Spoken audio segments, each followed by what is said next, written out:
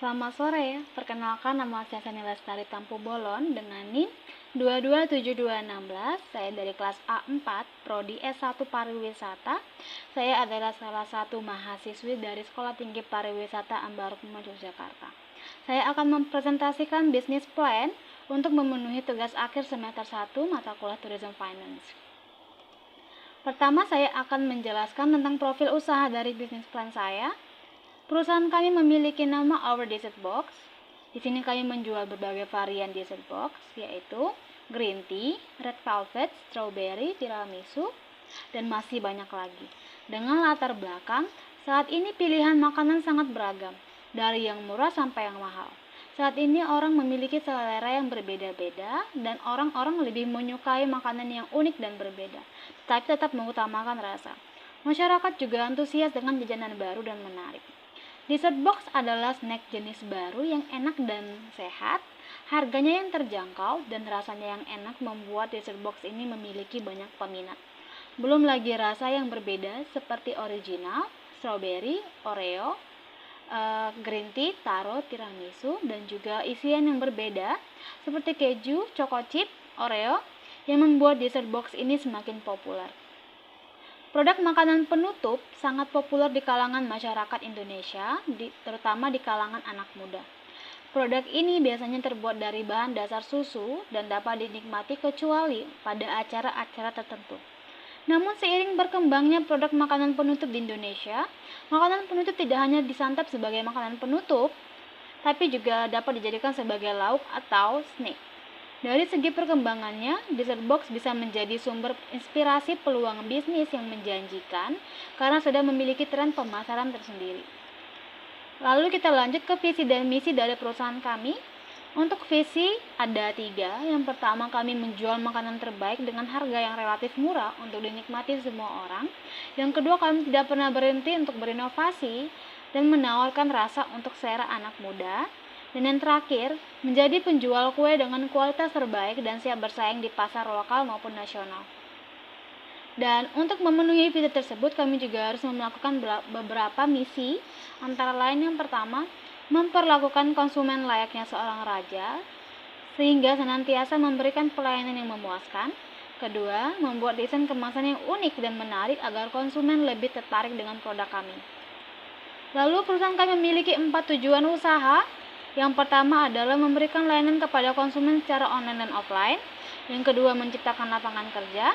Yang ketiga, memberikan kemudahan untuk membeli produk kami tanpa harus keluar rumah.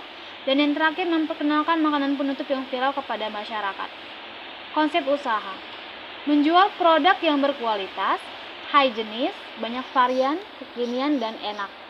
Yang kedua, strategi pemasaran yang diterapkan cukup sederhana karena promosi dapat diterapkan melalui sosial media. Dan ini adalah profil dari owner dari Our Dessert Box, yaitu saya sendiri. Nama saya Sani Lestari Tampu Bolon. Saya perempuan. Saya lahir Tanjung Pinang tanggal 5 bulan Maret tahun 2004. Alamat domisili saya adalah Modelan Gang Arjuna nomor 10. Dan kita lanjut ke aspek pasar. Aspek pasar kami ada 4, yaitu yang pertama, barang yang kami tawarkan merupakan makanan penutup. Yang kedua, target pasar kami adalah semua orang. Yang ketiga, pesaing merupakan toko lain yang menjual dessert box. Dan yang terakhir, target kami adalah orang yang penasaran dengan rasa dessert box. Lalu kita lanjut ke analisis SWOT, yaitu ada strength. Strength ini yang pertama, harga produk yang terjangkau karena modal kami yang relatif kecil. Yang kedua, pemasaran di sebuah kalangan.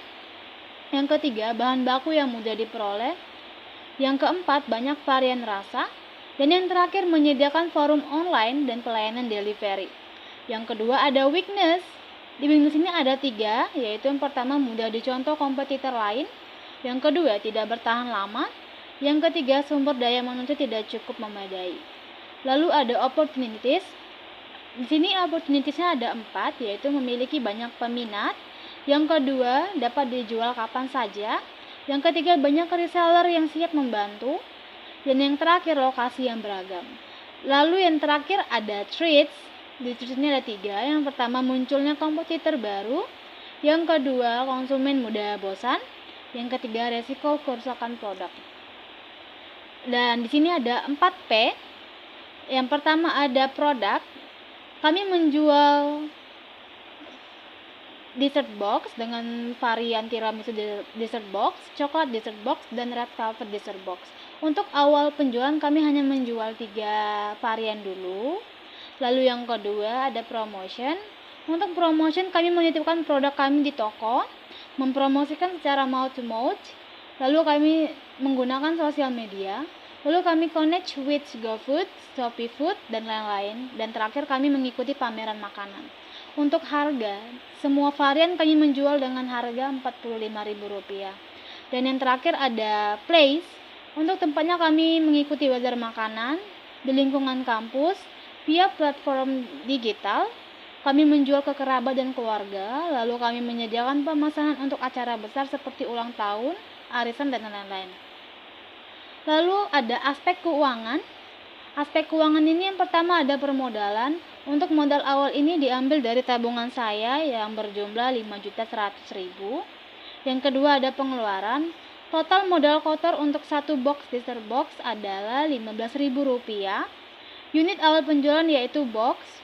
Total modal 120 box adalah Rp5.150.900. Dan untuk keuntungan, kami menjual satu dessert box itu kami mengambil keuntungan sejumlah Rp25.000. Untuk rencana anggaran di sini ada variable cost dari berbagai varian dessert box. Yang pertama ada varian coklat, yaitu dengan total variable cost Rp690.000. Yang kedua ada varian red velvet dengan total modal itu Rp589.500.